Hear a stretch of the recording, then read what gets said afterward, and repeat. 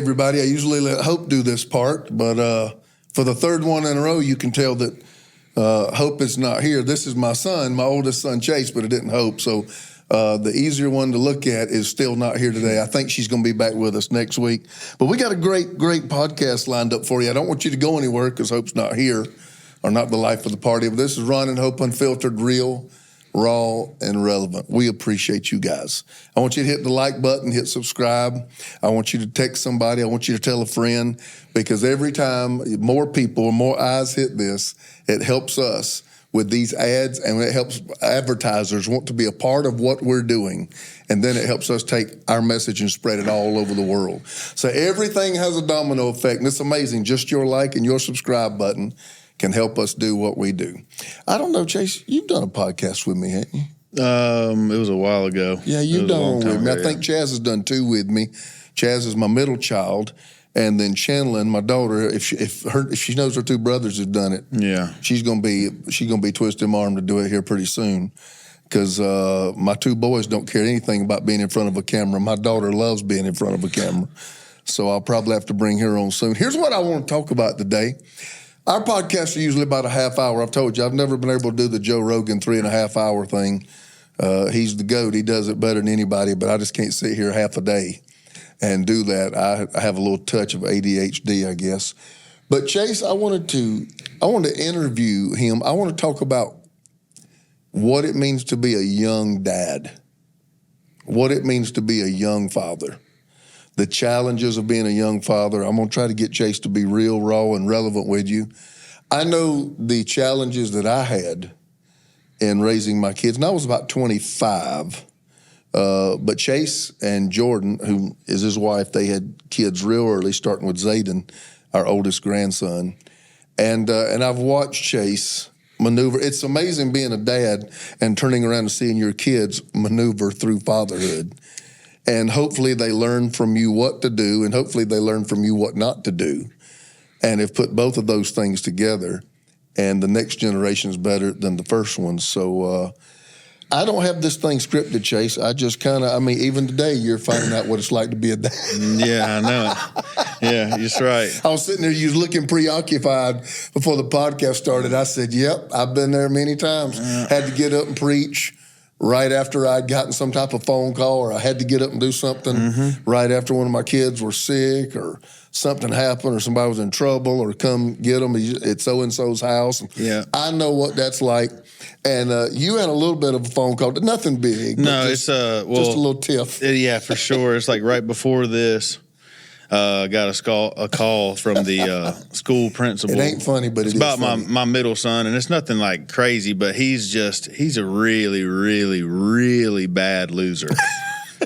Like he's awful. I don't know where he got. Yeah, I was competitive by all means, and but I think from what I remember, I feel like if I ever lost a game or anything like that, I feel like I was pretty. I got to own some of this stuff. I think it's in the bloodline. Yeah. My mama told me I was a terrible loser. Even with checkers, my days sitting Yeah. floor, when it was obvious to me I was about to go down, Yeah. I'd quit. Yeah. Because I was going to leave before I'd let you beat me. Yeah, well, I hated being he was beat so playing bad. he was playing sharks and minnows at recess, and the referee and 3 of the other kids told him he was out.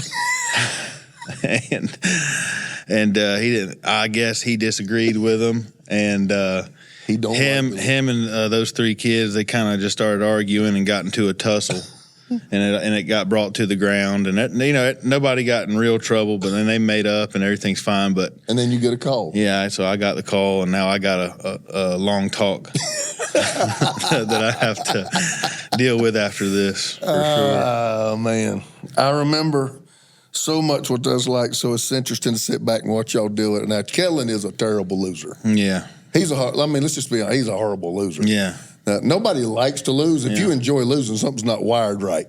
But when I tell you he's a bad loser, I don't care if it's video games. I don't care if it's kickball. Yeah. I don't care if it's him playing baseball on Saturdays and pitching.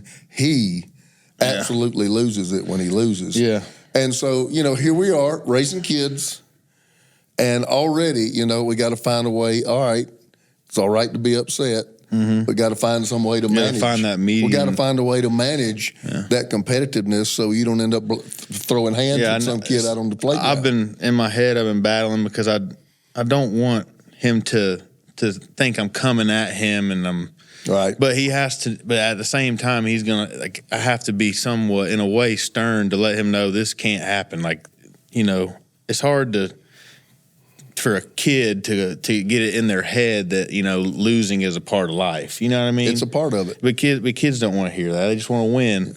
And I just gotta figure out a way. Losing is a part of winning. Yeah. Losing is you a got part of to. winning. Yeah. Losing's a motivator. Yes. You take losses and you learn from them, and you don't repeat the mistakes that caused you to lose the last time. And losses are supposed to make you better. I will tell you what. I heard a quote from Bill Gates one time. I have a lot of difference in his opinion with Bill Gates, but the owner of Microsoft, one of the richest men in the whole world. He said this one time. He said, "Winning is a terrible teacher." Yeah. And I thought, wow, that's interesting. Then he finished it. He said, "Because when you win enough, you don't think you can lose." And so, if winning is a terrible teacher, losing must be a good teacher. But I remember the days of, sitting there and watching Chaz, who was a polar opposite of you. It is amazing. I thought, how can two kids come from the same place almost? And y'all were polar opposites. And then Chandler was a few years later, my daughter. But as amazing as a father, you got to learn each kid's buttons. Yeah. You got to learn because what would correct you would not correct Chaz, and what would correct Chaz. And then Chandler come along, and your daughter was last too. Yeah. And that changed the whole ball game because y'all make fun now at Thanksgiving and stuff about how Chandler never got spanked. Well, she didn't, because honestly, girls have got these hormones. So I would look at your mama, things that you would have got spanked for, she would pop off at me. And I'm like, all right, do I bust her behind or do I let that slide because it's that time of the month or something like that? That girl just changes everything. That's how. Well, even with Remy, because she's about to be 6. With the boys, I'll definitely do more when it comes to discipline than I would her, and it's not really because she's a girl and they're boys, but it's just because really just me, even getting on to her, raising my voice a little bit, is enough, and it does what it would do to the boys. I could raise my voice to Chandler and she'd hyperventilate. Yeah, I could raise my voice to you and it didn't do anything. So you have to find out all your kids' buttons. Let me ask you a question. Instead of just talking back and forth, I made up my mind. So I want to interview you. I don't want to correct. I don't want to teach. I just want to interview you. Because we got a lot of young dads out there. And a lot of these young dads are trying to work. They want to be a good dad. Mom has needs. The grass has got to be cut. The oil has to be changed. There's ball games in 3 different places. All this stuff is going on. The bills have got to be paid. Inflation's going up. Everything costs more, and it's going up faster than everybody's paycheck. And I'm just sitting here. When you're 40, 50, maybe you've lived long enough to just know how to navigate these waters. But when your dad's still in your 20s, what's your biggest challenge? I try. When you get up every morning, what's the thing that? I don't worry. I try to eliminate the oil changes and the grass cuts and all that stuff is just some things that are just going to have to be done, and it's just life. And I don't know. I feel like I just try my best to, because the kids don't care about that. The kids don't care or know about an oil change or a grass cut, and the kids are just they just want to be with you. So for me, you're not going to be perfect, and you're not going to be on time to all the baseball practices, and there's going to be book bags that get forgotten at home, and things are just going to happen, and you just got to roll with it. Right. I feel in a way, even when I first had my first son, it happened so fast, and I never really obviously was prepared, but I never felt I was never that dad that was in a panic, because I don't know if it's because I had a good support system or or what, but just like inside of me, like it was like I don't know. The fatherly instinct, I guess, came naturally to me. I agree with that. And I try not to think too much about all the things that I missed and all the tiny things, because I'm not I saying try to it 'cause think you're my about son. A lot of the things that makes a great father, I do agree, comes natural to you. You didn't have to try. You didn't read a book. You didn't go to a parents' conference. It comes naturally to you. I had something happen a while back, and I don't know if I told you this, but man, it was very, very meaningful for me. And both the kids, a lot of times we have both the boys stay over at the same time. Yeah. Very rarely do we have them over one at a time, but most of the time the boys will come over, and they come over together because they're kind of close in age, Zayden and Kellen. And it was nighttime, everybody got showered up, everybody brushed their teeth, they've been playing some video games. I'm like, all right, guys, it's time for bed. And I went in there and had prayers with them.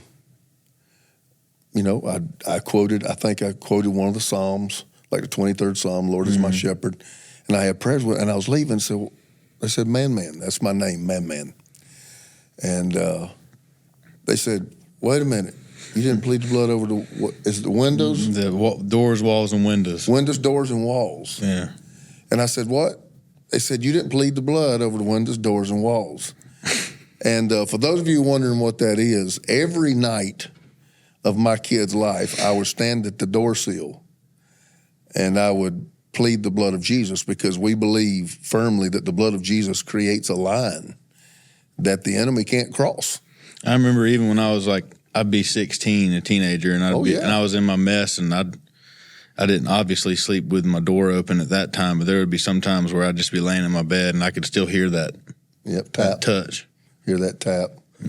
And I did that all the way until y'all were no longer in the house. And then to know that what that did was that told me something. That told me, you have employed that for me, and you did it in your kids. And they would not let me leave the room until I did that. That's how important that was to them, because it made them feel safe. Made them feel safe.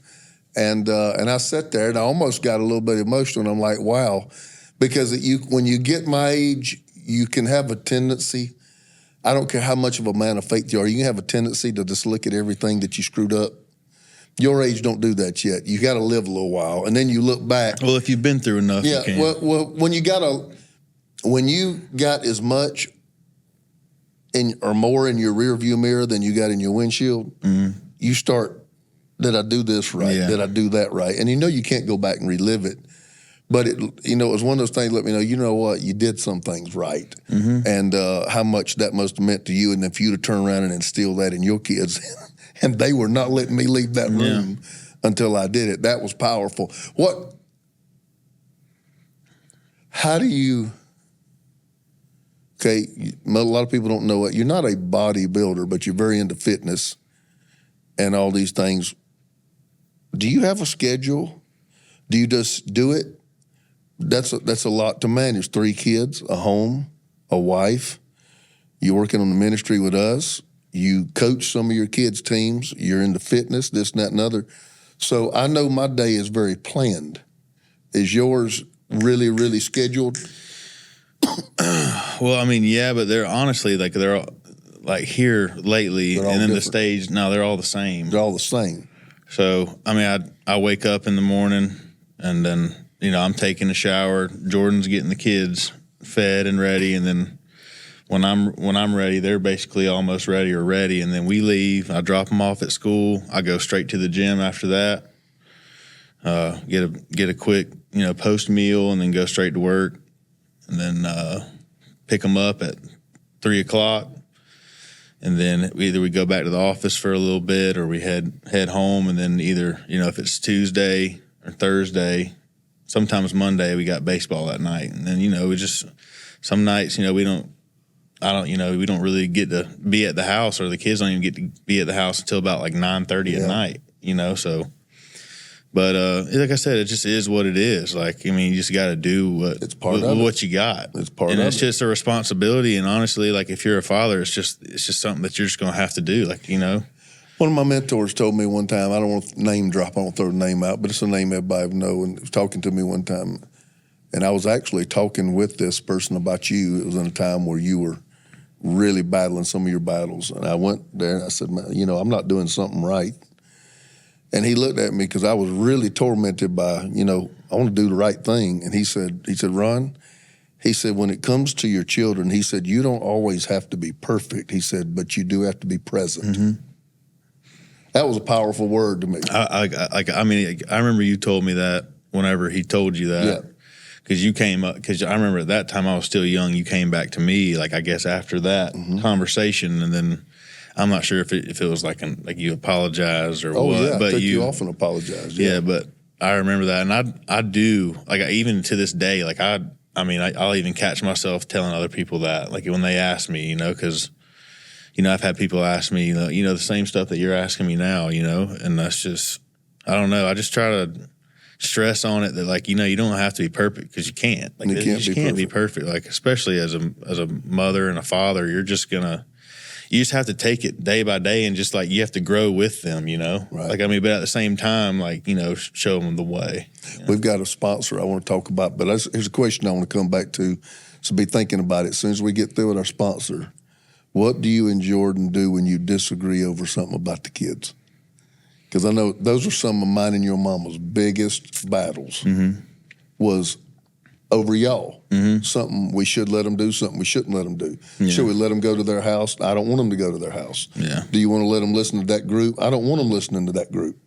And those are some of y'all didn't see it, but we go back in the room, and that's some of the most ferocious arguments that we had. So I'm going to come back to that in a minute. Don't turn me off here, because I'm going to tell you, we love our sponsors, and every one of our sponsors, we participate and use their products on some level.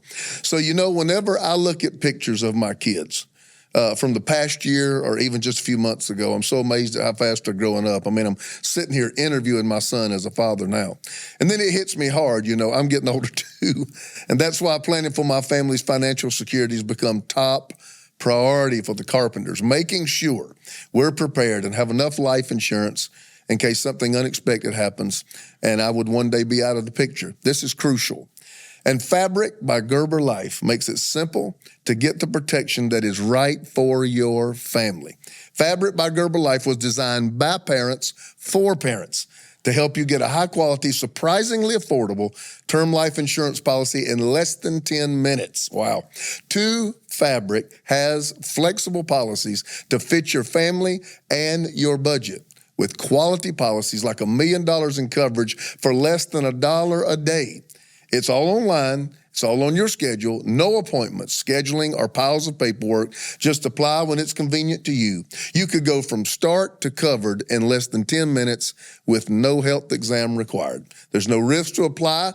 They have a 30-day money-back guarantee, and you can cancel at any time. Fabric has partnered with Gerber Life, trusted by millions of families like yours for over 50 years. With over 1,800 five-star reviews, they're rated as excellent on Trustpilot. And Fabric has more than just life insurance. It's a one-stop shop that also has free digital wills, investment accounts to let you save for your kids' future and manage your family's finances right from your phone. So your family's prepared for anything. Join the thousands of parents who trust Fabric to protect their family. Apply today in just minutes at meetfabric.com/Ron and Hope. That's meetfabric.com/Ron and Hope. MEET fabric.com/Ron and Hope. Policies issued by Western Southern Life Assurance Company, not available in certain states. Prices subject to underwriting and health questions. Well, the hard part. Talked about schedule, talked about what it's like, remembered a few things, and cracked a joke or two, but we honestly can't believe it. We're already about halfway through our podcast. How do you, Jordan, women don't like their age. Jordan's already 30, isn't she? You're 29? Yeah. You're 29, she's 30. Do y'all ever disagree about how to raise the kids? And then just be, this is real, raw, and relevant. Me and Mama tell this group stuff we don't tell anybody else. What do you do when y'all disagree? Because not a war, and I'm not a fighter. Yeah. I hate drama.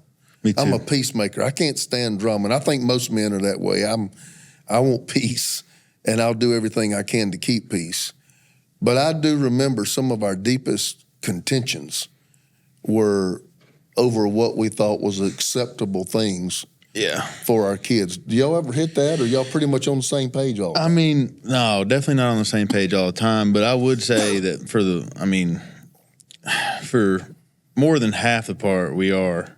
And plus, like, our kids are really not at, they're coming up on it, but they're not really at that age to where very independent. Yeah, to where we would have to, certain boundaries, certain things would have to, be talked about, and because when they get older, obviously, they get more curious, and that. But right now, there's definitely times like especially like if one of the kids are getting on to the other, stuff like that, and like which one really is in trouble. Or like who really did it, and or if I jump the gun, or if I walk inside and I already hear them yelling, and she's already talking to him about it, and then I go and I'm like inserting myself when I don't really know anything is going on. Yeah, things like that happen. And this is how your past affects you. Your mom. We talked about it. Your mom's mom and dad were just strict. Yeah. Just. There was no flexibility, and you didn't get a voice, and a lot of that upbringing was really, really rough on her in a lot of ways, as we found out later. I came from the exact opposite. I love my mom and dad, but I say my mom and dad just didn't have a clue. Mm-hmm. I had no curfew. I had no time to be home. They didn't know who I was with. Yeah, I worked jobs when I was 12 years old. Yeah, they just didn't know. Mm. And I think that was because they just trusted me, and some part of it I was trustworthy, other things they should not have trusted me at all. I said that to say this. By the time I got to y'all and raising my own kids, I knew what no oversight had prompted in my life. But your mom was coming from, I can't do nothing. Nothing, yeah. And so we came together with y'all, and you'd be like, I want to go over to so-and-so's house. And I'm like, I get what Hope, but man, I don't feel good about Chase going over there. Mm-hmm. Ron, if you don't let him start doing stuff, he's going to resent you, And those were the contention. Hope, I don't want him listening to that music. Did you hear that word in that music? But Ron, if we're too religious, and we would do those things because your mom was coming from she was never allowed to do nothing. Yeah. I was coming from, my mom and dad had no idea what I was doing. Yeah. And so we would get in those battles.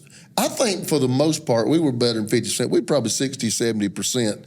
We agreed on most stuff. But boy, that 30 or 40. Yeah. And I tried not to do it in front of y'all. I'd like, baby, let's just speak about this over here. Yeah. And I would leave y'all and I would go talk it out. So how do you handle it? Well, when it's obvious y'all are at an impasse, how you handle it? Oh, we go, obviously, yeah. We just have to either go on the porch or go to the master bedroom, bathroom or something, But yeah, that's usually. All right, tell everybody one thing that y'all not agreed on. Throw it out there. She thought this and you thought that. I think y'all's was always music and friends. Yeah, I think this one was about friends. I think it was about Zayden wanting to go over to a friend's house, and I had some knowledge of the parents. What's going on? Not really what's going on. I just kind of, I don't know, I just didn't feel comfortable. And I had just known some things from, the past, but which I can't say anything either, because if a kid ever wants to come over to my kid's house, I've got history too, but it's just, I don't know, she didn't really know anything of that person or anything like that. And I just, and I remember he had really, really, really been planning this, and two other friends were going. Man, that's when you get pressure. Yeah, and two other friends were going too. Because that's when you're the bad guy. Yeah, exactly. And then, and as a parent, especially, you do everything you can to not be that bad guy, but there's just times where you just have to be. So I don't know if y'all ever picked up on it or not. I know y'all ain't near as naive as maybe parents think the kids are. But that's one of the things, the arguments I always had with your mom. If she was giving y'all permission to do something, I felt like, man, we don't need to do that. Yeah. Immediately, that sets me up as the bad guy every time. Yeah. And I'm like, who wants to be the bad guy? I remember plenty of times that, Mom had been saying yes, and then you giving me a call 30 minutes later and scratching it, and then I wouldn't. and I obviously wouldn't understand, or I'd get upset. But I mean, But now you do. Yeah, and for sure. I mean, because like you said, you knew what goes on. You know what like you probably knew what I was doing. I just want you to trust me. Mm-hmm. Yeah, I don't want to sit there and tell you about all somebody's junk. Yeah, but if I knew that there was some things going on that I didn't want you to be around. Yeah. Or be exposed to, that's usually why I'd come and scratch it. But when you're a kid, all you know is my dad just ruined. I wonder if there's a way to ever break that cycle of like, maybe dad is right whenever you're a teenager, because it's just everybody says that everybody thinks that their parents just didn't know nothing, and then everybody who grows up tells their dad you were right. And it's just like, how do you fix that? I heard somebody say when you're a teenager, your parents are idiots.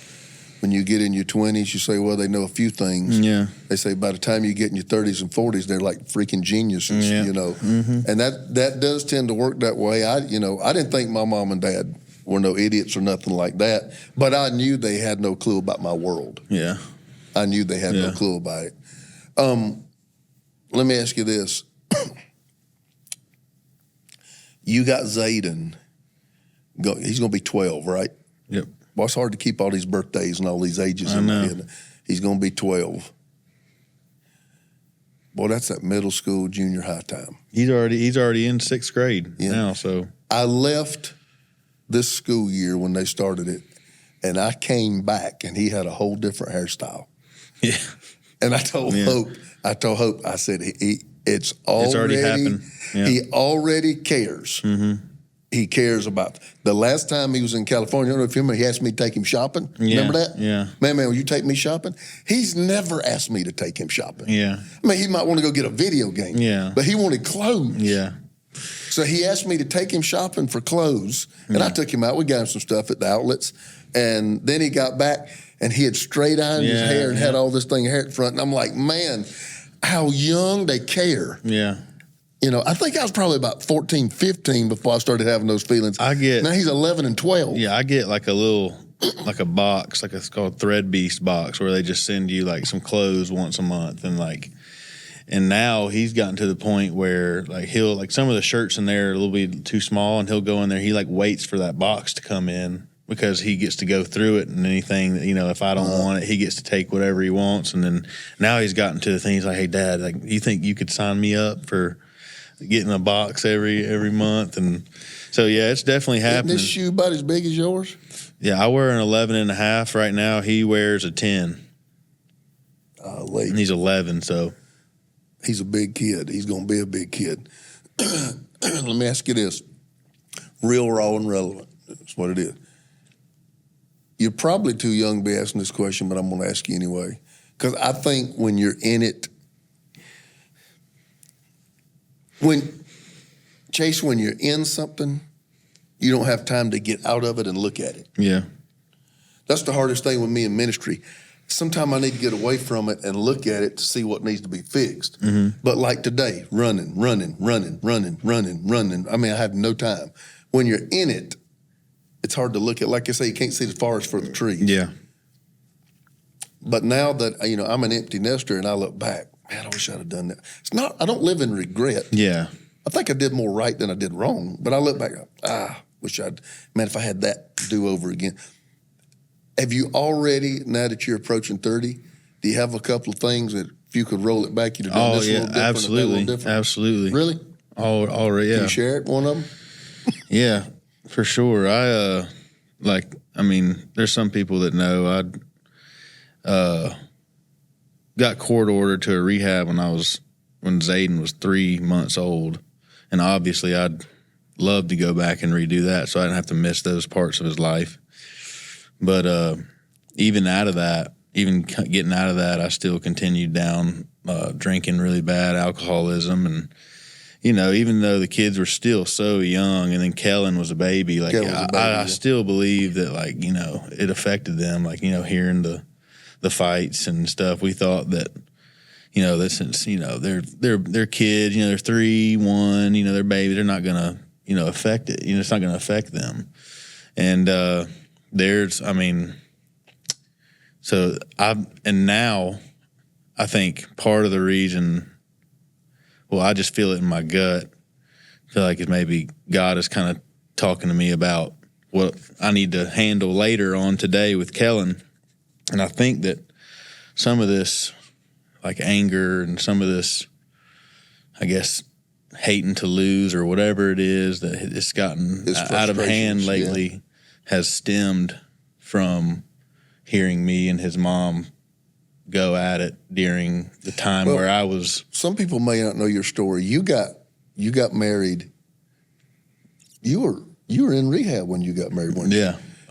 Chase really got dealing with some substance abuse, running with the wrong crowd, running with a lot of older crowd, and this and that and the other. And the thing about substance abuse is you think you got it, and you turn around one day and it's got you. Yeah. And it did. It ended in a legal matter that took him away for his kid for a few months, his oldest one, Zayden. And while we're still in touch, and of course we have visitations and all that, it was still a while where he had to finish that out. And you and Jordan are a miracle because when y'all married, things were tough.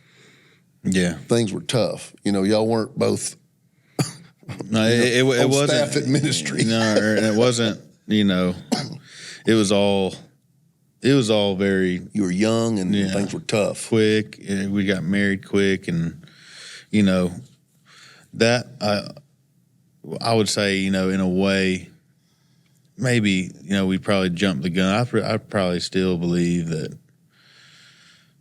we would have, you know, probably ended up together, you know, definitely after. I agree with that. But looking back, you could have put more of a plan. Yeah, you know, and I feel like I missed out on when they were young, like when they were babies, because I was too selfish and just worried about me and wanting to go hang out, party, and just, you know, live the life that like I thought that I missed whenever I didn't get to go to college and I didn't think. And it's just, you know, I had a lot of things inside of me that were blocking me from what was right in front of me at that time. And I definitely would go back, and I think anybody, I don't know anybody that thinks they got it all right. If they do, they probably. But definitely that. But so I think with Remy, you know, I've kind of redeemed myself, and I've gotten that back. Yep. You know, because when I've been there ever since. She's real attached to you. Yeah. She's real attached to you in a good way, not an unhealthy way. But I mean, you can tell that baby girl loves her daddy. Yeah. And if I ain't just telling you this because I'm your father, Chase, you've redeemed almost every bit of that. Because I've told people, I said, one thing Chase amazes me at is, you know, out of all that rough start, how good a father he has evolved into. And other people have come to me and they noticed you and they're like, man, I'm going to tell you what, Chase is a fantastic father. And in this day and time, the fatherlessness in a generation has about destroyed it. Mm-hmm. And so in a day where we've got so many people who never got to have that in their life, your kids get to have it, and they get to have it every day. Because there's very few things, honestly. You even talk about you and Jordan need to date more because you're always with your kids. Mm-hmm. And the fact is there's very few times when you're not around your kids and you're not doing something with your kids. And it is amazingly proud for me to see the kind of father you have become, because then it makes me like, well, I did something right. Mm-hmm. You know, because I get to take a little bit of pride in that too. Yeah. So anyway, I'm going to end it with this right here. All right, let's say they see the heading on YouTube, and they're like, bunch of young dads who are like, man, they're trying to pay the bills. You know, they're trying to learn what it is to be a good husband. They're trying to learn what it is to be a good dad, all at the same time. What would you tell them if they sit down with you and say, man, I need some help? What would you tell them? I think my answer is really is going to be a whole lot easier than what you know, and it's not going to be a crazy, you know, long drawn out answer. I think that from my experience, I think you just need to just give yourself a break, you just got to understand that as long as you're trying and as long as you're present, that's really all they see. You mean cut yourself some slack? Yeah. Yeah. You got to. Because, I mean, like, then you're just going to wake up every day just worrying, am I a good dad? Am I a good dad? Am I a good dad? Am I doing this right? And that's exhausting. You're going to wake up one day and you're going to not be a good dad. And you're going to wake up one day and you're going to correct it. And you're going to wake up next day and you're going to go through spurts where you've been a good dad for weeks and months and months. And then you're going to have that one day where you mess up. It's just like, it's just life. It's just what's going to come with being a parent. And I think that a lot of people try to overthink it, and they think, well, I was raised up this way, and I don't want this to happen, so I'm going to overdo it this way. And I just think that you just raise your kids like you would want to be raised, you know? Yep. I don't think I cut myself much of a break. I was tough on myself. Yeah. My thing is, I'm not tough on myself publicly. It's when I'm in private yourself, and when I'm all alone, and I have time to think and have time to rehearse things. I'm the same way. Yeah, it ain't like drowning in sorrow. It ain't like that. But it's like, you know, I do get to spend time a lot by myself. I have a lot of commute. When I'm on the West Coast, I got almost an hour drive in, an hour drive out. I don't really listen to radio or nothing like that, so I get a lot of time to think. And you can't help but think sometimes of scenarios where you know you missed it, or you know you should have been there, or this and that and other. Maybe things could have been different. I didn't cut myself much of a break, so I think that's going to be something everybody's going to listen to and say, you know, I needed to hear that. Because the fact is, nobody's tougher on us than us. Mm-hmm. Nobody's tougher on us. Here's what I think everybody's got to do. I've been really on this kick lately. Being self-aware. I tell people, be a self-aware leader, be a self-aware parent, be a self-aware. I really try to know what I can do and what I can't do and be all right with it. Mm-hmm. I really try to understand what I'm good at and what I'm not good at and be all right with it. Yeah. I used to not be all right with it if I wasn't good at it. Mm-hmm. And now, you know, I'm okay. So I walk into a room. I need you guys to do this. Why? Because I'm not good at that. Mm-hmm. But I do know what I'm good at, but I'm not good at this. Mm-hmm. And then what's my Achilles heel? I tend to have low tolerance on this, and I tend to cut these kind of people no slack. And so I'm trying to be aware, okay, this is what I do well, this is what I don't do well, this is where I'm strong, this is where I'm weak. I think you got to carry that, not just in life, but you got to carry it in parenthood. Mm-hmm. And, you know, there's some times where I would look at your mom and say, you need to handle this. Yeah, that's exactly. Let them pick up, you know, where you can't. This. Yeah. For sure. I'm not good at this. I can't do this part. I can't say it like you can say it. And I need you to handle this one and not be too proud to do it. Because I think when you were born, I had this thing in my mind where I had to have this big S on my shirt. And I had to be the guy. And for a while, I believed it too. Well, and I'm going to tell you something. But life will blow that up. Mm-hmm. Life will blow that picture up. And that. I understand at that point you thought that's what you needed to do. Yes. But you found out later that was the worst thing to do. Can't do it. You have to show them your flaws. You got to show them that you're not perfect, you know, because then. I didn't want you to see. Yeah. And nobody weaknesses. does. Nobody wants you to see it. I didn't want you to know it. I didn't want you to see it. I want you to like, man, that's my dad. You know, because really, I can deal with everybody else's opinion if I know my family likes me. Yeah.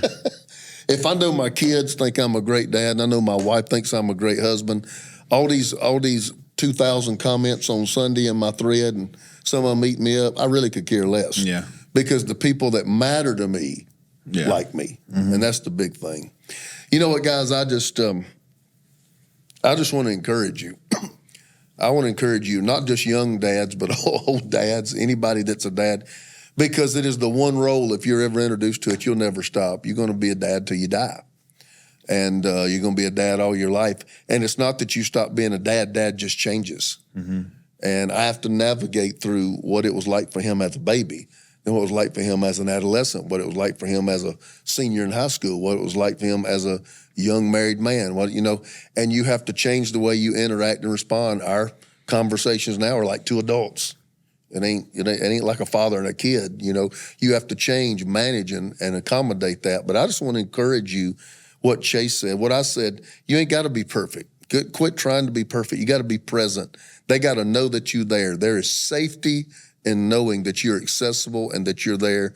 And when they call on your name, that you're going to answer. That there's safety in that. It does something to build security on the inside of them. And the thing that Chase said, cut yourself some slack. Mm-hmm. Screwing up is a part of life. It's a part of learning, and it's a part of growing. The main thing is just try not to make the same mistake twice. Mm-hmm. I was listening to a guy, me and you are big South Carolina fans, and they got this freshman that they say could potentially just be this lights-out quarterback. Mm-hmm. And they were asking the coach, they said, what do you like best about him? Because he's still, 18 years old. And they said, he's the kind of kid, he usually don't make a mistake but once. Mm-hmm. Very rarely, Very if he rare. makes a mistake, does he go back and do it again. Mm-hmm. And I'm like, you know what? That's a high compliment. I said, God, make me like that. Yeah. If I make a mistake, I only want to make it once. I don't want to make it 100 times. Yeah. So we love That's you good. guys. Hope something about this has encouraged you. I've done several of these now with my kids, and I've been doing with my youth pastor lately and some others, because I'm just trying to get another generation's take on the world and what it looks like. And then maybe if I can throw some wisdom in here or there, I'll do that. But tell somebody about the podcast. Remember, subscribe. Remember, like it and share. And Hope's going to be coming back real soon, and you're going to see her beautiful smiling face. And we'll go at each other like we always do, cutting up and laughing and doing what we do. But until next time, thank you for being with us. This is Ron and Hope Unfiltered, real, raw, and relevant. Love you guys. See you later.